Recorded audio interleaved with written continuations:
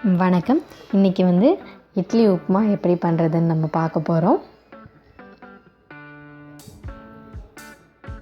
இப்போது இட்லி உப்புமா பண்ணுறதுக்கு என்னென்ன பொருட்கள் வேணும்னு பார்த்துடலாம். 1 டீஸ்பூன் கடலைப்பருப்பு, 1 டீஸ்பூன் உளுத்தம் பருப்பு, அப்புறம் கொஞ்சம் கருவேப்பிலை, கொத்தமல்லி கட் பண்ணி வச்சுருக்கோம். அப்புறம் இட்லியை வந்து தனியாக உதிர்த்து வச்சுருக்கோம். ஒரு பெரிய வெங்காயம் ரொம்ப குட்டி குட்டியாக கட் பண்ணி வச்சுருக்கோம். அப்புறம் 1 டீஸ்பூன், 1 பச்சை மிளகாய், மஞ்சப்பொடி, கடுகு, ஜீரகம் எல்லாமே 1 டீஸ்பூன் எடுத்து வச்சுருக்கோம். இப்போ எப்படி பண்ணுறதுன்னு நம்ம பார்த்துடலாம். ஃபஸ்ட்டு வந்து கடாய் சூடானதும் எண்ணெய் ஊற்றிக்கலாம்.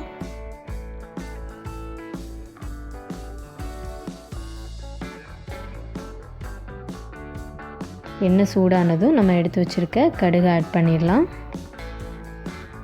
கடுகு நல்லா வெடிக்கட்டும். நல்லா வெடித்ததும் நம்ம எடுத்து வச்சுருக்க ஜீரகம் ஆட் பண்ண போகிறோம். இப்போது நம்ம எடுத்து வச்சுருக்க கடலைப்பருப்பு, உளுத்தம்பருப்பு ரெண்டையுமே ஆட் பண்ணிடலாம். கொஞ்சம் கலர் சேஞ்ச் ஆகிற வரைக்கும் கொஞ்சம் ஃப்ரை பண்ணிக்கோங்க.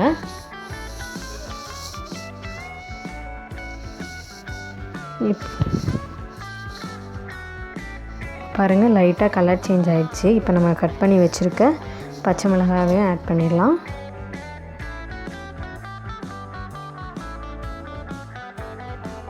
கருவேப்பிலை ஆட் பண்ணிட்டோம்.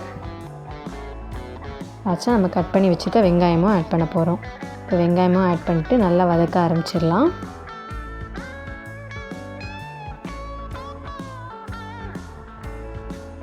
பாருங்கள், கொஞ்சமாக தான் வதங்கியிருக்கு. ஸோ கொஞ்சம் உப்பு ஆட் பண்ணுறோம். தேவையான அளவு உப்பு ஆட் பண்ணிக்கலாம்.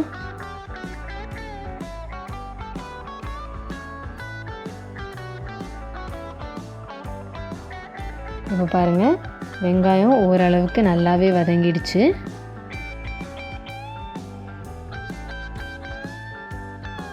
இந்த ஸ்டேஜில் வந்து நம்ம வந்து மஞ்சள் பொடி எடுத்து வச்சுருந்தோம். 1 டீஸ்பூன் மஞ்சள் பொடி, அதை வந்து ஆட் பண்ண போகிறோம். பாருங்கள், மஞ்சள் பொடி ஆட் பண்ணிட்டோம். இப்போ நல்லா கிளறி விட்டுக்கோங்க.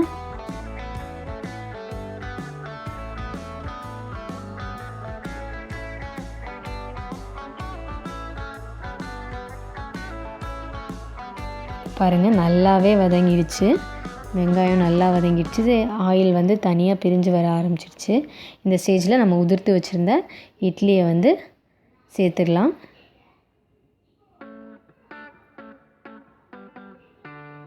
இப்போ நல்லா மிக்ஸ் பண்ணி விட்டுக்கோங்க.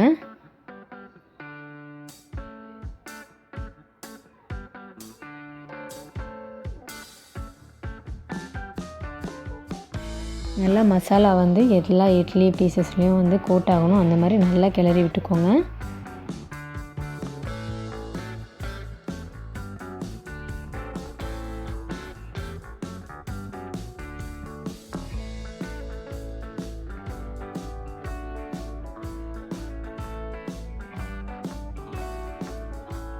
பாருங்கள், இப்போ பாருங்கள், மசாலா நல்லா கோட் ஆகிடுச்சு.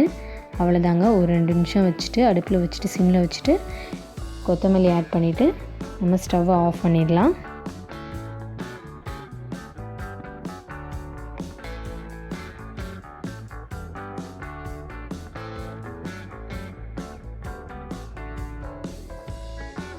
இப்போ பாருங்கள், இட்லி உப்புமா ரெடி ஆகிடுச்சு. இப்போ இதை நம்ம வேறு பிளேட்டில் வந்து ட்ரான்ஸ்ஃபர் பண்ணிக்கலாம்.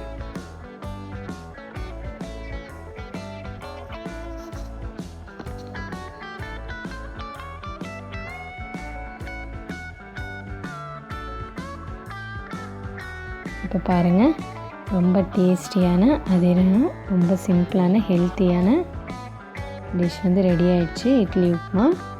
இதே மாதிரி நீங்களும் வீட்டில் செஞ்சு பார்த்துட்டு எப்படி வந்துச்சு மறக்காமல் கீழே கமெண்ட் பாக்ஸில் கமெண்ட் பண்ணுங்கள். நன்றி.